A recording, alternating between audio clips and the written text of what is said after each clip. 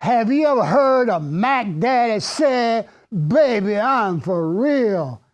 And you thought, really? How do I know that? Well, I can tell you this. Don't trust your feelings, because what you think is real is all a mind trick, a fantasy. No, I'm not trying to block the brother.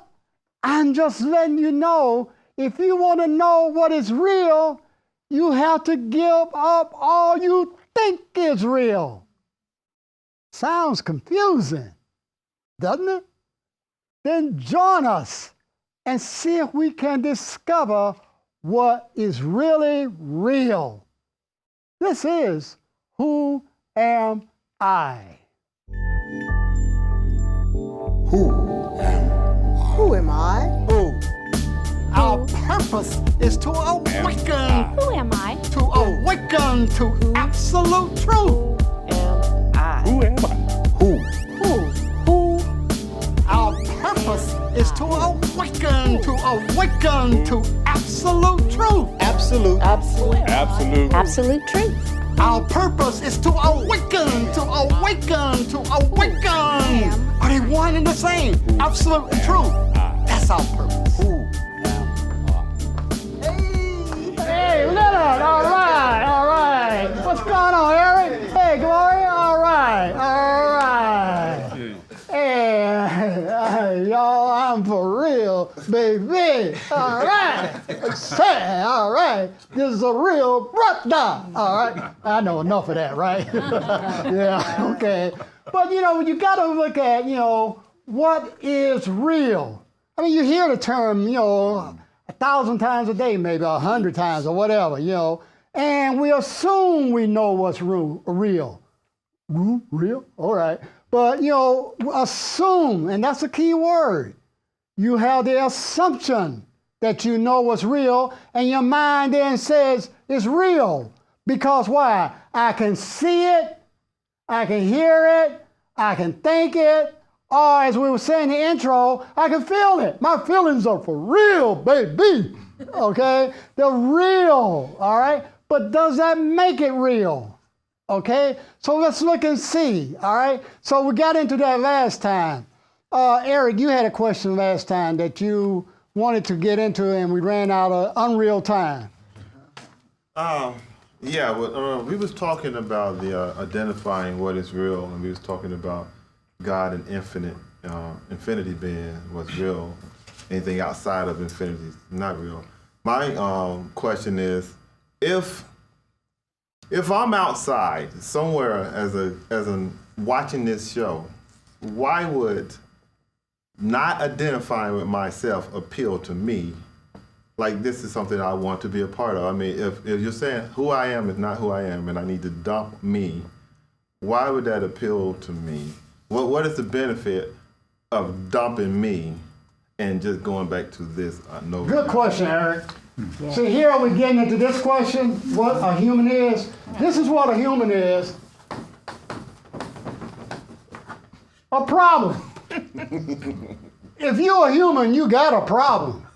Okay? I mean, how you going to get that next, paycheck? Or how you going, whatever. All right? And everything is built on problems here. I make my money off of problems. I'm a shrink. Okay? Cops make their money off of robbers.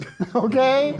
Donald Trump, well, we don't go there. But anyway, he's a problem. Talk about problems, okay? But I mean, that's, see, all you got as a human, you have problems, and you're trying to get something called problems resolved or some place called comfort. Even if you get there, let's say, suppose you win the lottery, okay? And, you got all your wishes and fantasies fulfilled. Then you go and find out you got cancer, okay, or something. There has to be a problem, because the only thing that doesn't have a problem is God, or the infinite absolute, not that God concept, okay? This is perfect. It's not missing anything. Infinity can never be missing. So to answer your question specifically, Eric, do you want, and see, that's what a human does. A human always wants, okay? Because they don't have. All right? I don't have enough food, so my body's built on that I don't have something. Air, a food, a sleep, or whatever. Okay? And every few hours, you want food, or, whatever. Okay? But what is constant? What is it that doesn't ever want? Because it's total, it's complete. It is this. Okay? The infinite absolute one. So that which you are, see, you have a problem because you have told yourself a lie. I have told myself that I'm Alan Carter, a black man in Georgia. That's a lie. The only problem I have is I have not identified who I am. I think I is a human, a body in time and space. Archibald. You keep using the term infinite, absolute, and one. Why do you use the one? Because that makes it more like a being. Well, okay, but it's redundant. Yeah, infinite and absolute and one are synonyms. Okay, in the sense that how many infinities can there be? One. One. All right, is it absolute? Yes. Yeah. Okay. So therefore, they are synonyms. All right, but yeah, the mind. The infinite, absolute. Yeah, one. it kind of makes it particular, Yeah. like it's a particular as opposed to the non-particular. And this is the difficulty with language. See, no language. Whenever you talk, you lie. I don't care if you are whoever you are, Jesus or whoever, because all words are symbols and they point to something or refer to something. Okay, so that even though when they sound true, obviously Jesus' words would probably be more truthful than Hitler's. Okay, I think that's a fairly reasonable assumption. Yes, because he was awakened. Yeah, we assume he was. Okay. Yes. That's how he became Christ. Well, we assume he was Christ. Yeah.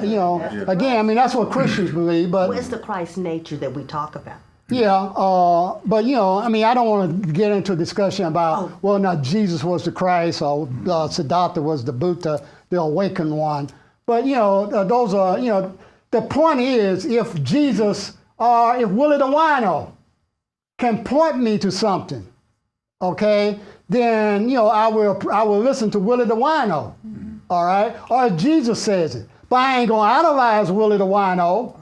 Nor will I worship, Willie the Wino or Jesus. Okay? I will thank them and be grateful that they can point me to something. But the only thing that I said that is of importance is truth. Raphael. Yes, Dr. Carter, when we identify that this is a book of problem, and that is the illusion of this earth, and when we surround her and we open our heart to that, it's when we start observing, just like Werner was saying, the reality that exists in this world. Okay. And the only things it is, because if I have gone to 40 years of research, the only things that I found that it is true is love. Love is God, and love is all that exists. Yeah, but we have to be careful with that word love, because Smokey Robinson talks about it. Yeah. But what I'm saying is, and the love and the love that gives and love that compassionate love, with a whole different meaning of depth. Yeah, well, if you really, I mean, love and God, yes, what you're saying are synonyms. So really what you're saying is what is God, okay? Yeah, so, that's why I was saying love, most of us think of, romantic stuff, Smokey Robinson, okay?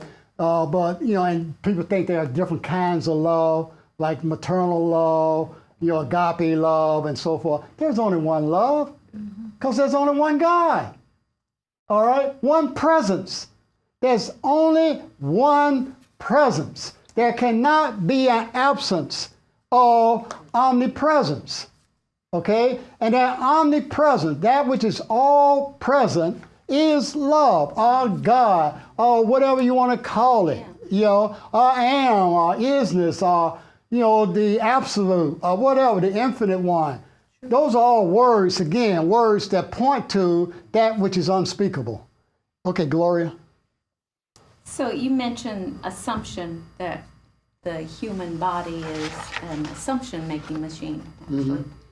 So the most basic assumption that we make as this human is that I'm human. Mm-hmm.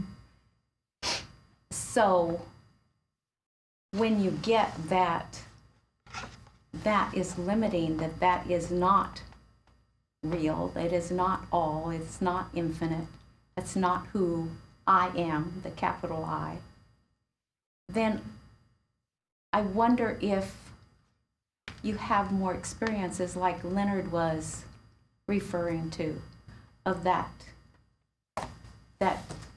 this mind, this body that I think I am, isn't, that there's that spirit or there's something else. Yeah, Am I, everything in the human experience depends upon vibrations, frequencies. You know, like in string theory, which is a theory, you know, in physics, about, you know, that supposedly is a very minute, okay, piece of matter, all right, that is vibrating, okay? Or you go into, you know, subatomic, you go into the atom. Yeah, you know, quantum and so forth. You know, and just even in an atom, you know, there's the electron going around the nucleus in every atom, okay? So it looks like, you know, that, you know, this chair or this floor is solid. It ain't. It ain't solid, y'all. I mean, the physicists would tell you that, okay? What makes it different is the rate of, and you know, I'm talking physics, you know. Archibald going there and said, man, you never took physics at Morehouse. You doggone right. I was scared. You guys went into that science stuff. I went into that psychology stuff, you know, light stuff. But anyway, you know, but the little bit I know about it, you know, is that, you know, everything's in motion here. And depending upon the speed of and the vibrational levels of things will determine whether or not it's what we call solid, like water. You know, you take it to a certain, you know, to below 32 Fahrenheit, you know, it becomes solid. You know, you go above 212 Fahrenheit, it becomes steam, okay? But it's still H2O, okay? So the thing is, it's about vibration. And yes, there are human experiences where people can even, you know, put their hands through what we call solid stuff, through the wall. Remember in The Matrix, the movie The Matrix, when Neo took the red pill and then he, you know, stuck his hand through the wall and began to melt or something like that. Now, yes, that's a movie, but that can happen. Okay, so yes, yes, things are vibrational and movement. all right, so you have mentioned in other shows that you use the analogy of getting to Charleston or Chattanooga, and but we'll never get there. Right. But like a Jesus might be closer than like a Hitler. Well, I hope so. So, so those experiences, we may have those experiences, but that's not it. That's not it. It might, is that closer then to Chattanooga Yeah, than I mean, not having those experiences? Yeah, but don't get hung up on the experiences. You know, it's kind, I think there's a reference in the Bible where some of Jesus' disciples went out and they said, we cast out devils in your name and we did all kinds of miracle working and stuff. And Jesus said, no, well, okay, that's cool, but that ain't it. You can get, you know, people who have, you know, supposed gifts of prophecy, Nostradamus or whatever, you know, people who can do mental telepathy and all that stuff, you know, do what we call paranormal thing. Yes, all of that is possible. Okay, but that ain't it. You know, don't get tricked by that. You know, don't get stuck on that you can speak in tongues or you can do all of that. That ain't it.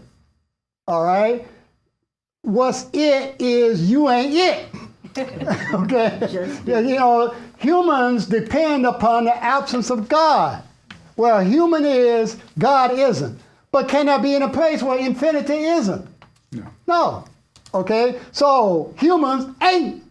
Okay, Allen isn't. Allen ain't. Okay, yeah. Hold on. Did somebody have their hands up for Raphael? Okay, Raphael. Dr. Carter, it's I trying to have a definite vision and how I'm navigating in life, and I understand that the mind is ruled by the spirits or the ego. You can be only in one. And if you are in the spirit, that's what Leonard was talking about, and that's what I was saying before. It is the whatever you want to call it, out of body experience, an observer. But this is where it's going to take us there with fulfillments and peace and love and stillness and silence. Understanding that, and two, what you were saying just a few minutes ago, that experience has nothing to do with that, which I do believe that experience and life lessons take us there, and is very much demonstrated in chakras. Okay, see, you gotta get clear on what there is. Okay, see, this is the only, and it ain't a there. Because in order for it to be a there has to be a here, which means it ain't there. Okay, so this cannot know of a here and a there. Omnipresence cannot know of a there someplace it isn't. Because there someplace isn't, I ain't. Okay, so yes, it appears to Raphael, like Gloria was saying, in the sense that, you know, Jesus is closer to heaven, I use that word loosely, than let's say a Hitler. Okay, it appears, but that's because I think I can see a Jesus. I have a concept called Jesus and a concept called Hitler. And there's a me who is saying there's a Jesus who is not me, or a Hitler who is not me. Okay, because it all depends upon I. I is the constant. All right, I is always the subject. So I have to go back to who is this I that is having that experience? Is this I God, the infinite absolute, having an experience? Or is this Allen who thinks, all right, and who feels, and who can perceive? That ain't God. I don't care how supernormal the experience is, that's still that I that is finite. Yeah, Eric, and then I think it was Leonard, and then Gloria. All right, I'm gonna try to keep it short. The identifying with God as the infinite, and I like to use the word loosely too, because there's so much, when we say God, everybody might go to one right. guy in the sky or something. Yeah. But identifying that as the infinite, and I asked earlier, well, if we identify with ourselves as humans, and why would we want to identify with that? And that was an excellent breakdown of that. However, What? but there's a but. Yeah. But wait, there's more. When I've been studying meditation and teaching meditation, and I tell people to separate themselves from the three. I call it the three me's. You know, there's the mind, the body, and the spirit. And we identify with all three. We identify with mind and body mostly, and we don't identify with spirit, which I believe spirit to be that universal connectedness with that one consciousness. And so the way I explain it, or the way I feel like, is that when we dump the mind and dump the body, and we sit in the presence of that universal consciousness, that's what I feel is when I'm in the presence of God. However, I think that in doing that, and when I do that, that's when I experience things that one would call supernatural, like when we can create, manifest, or do all these other things like that, which I have seen and experienced and known and seen happen. So therefore, again, I'm back to, if I'm able to separate myself from the mind and the body, which that's hard to do, the mind especially, and ego, as Raphael speaks of, because that exists in the mind. But when you're able to separate yourself and you're able to sit in that place where you feel what Buddha would call the nirvana, or that omnipresence, how would you not call that God? Because who is that I that's doing it? Right. Okay, the closest you, Alan, Joan, Archibald, whoever, okay, can get to the experience of God you did last night. Now that's the closest. When you went into deep sleep, because Joan wasn't there. Archibald wasn't there in deep sleep. The guy that you know that they, now when Archibald went into REM sleep, dream sleep, he and Beyonce were there. Okay, okay, that identity is called Archibald. Okay, but in deep sleep, there was nobody that you could call a personal identity. Well, Dr. Carter, but again, science has shown and that the brain vibrates, and you know the science behind the vibration of the brain. And once you reach deep sleep, expert meditation person can reach that same vibration mental. Sure. So you're basically saying that expert meditation can reach deep sleep, which is that space where you. Yeah, but that ain't God. It's close to it. Yeah, but it's close not to it, but that's not it. Okay. Okay. So they wouldn't be there? Huh? They wouldn't be there? And the meditator. I don't know, Eric. You do a lot of meditation. Say again? No, but I was one- just saying, with deep meditative sleep, what you said you could reach the same kind of Deep sleep and deep sleep that meditation. you just have going to bed at night or Still whatever. not there. But the person isn't there. You said the person is. Yeah, I mean, who is having But that? then- What is having that experience, and how do they know Well, it? see, personally, me, when I'm in deep meditation, all of this goes away. Yes. Yeah. Sure. So all of this, I don't even identify with any of this. I actually feel. Yeah. And I'm not saying that isn't your experience. It's just like, you hear Christians say they hear the voice of the Lord. You heard that a million times probably, I'm not denying that people have all kinds of experiences. Some that are more peaceful than, some that, it's like if you go outside and find your car stolen, you'll probably be in an angry state or something like that. But, so we can have all these experiences, but always you have to ask the question, who or what is having the experience? And that's where you want to stay with that question. Okay, not like clamp down, because the mind always wants you to come in and clamp down with a conclusion. And it would be I. Okay, so I am having that experience. But what is that I? That's why you always have to come back to the I, because I is always the foundation. But, yes, even, the I that you're most familiar with, the Eric who is, knows about where Peachtree Street is and all that, okay? But we also know that, this subject, what is this subject that is aware? And keep asking that and just stay open to the question. And not like you know what the answer is. Because that's where the mind comes in and traps us and says, here, that's God.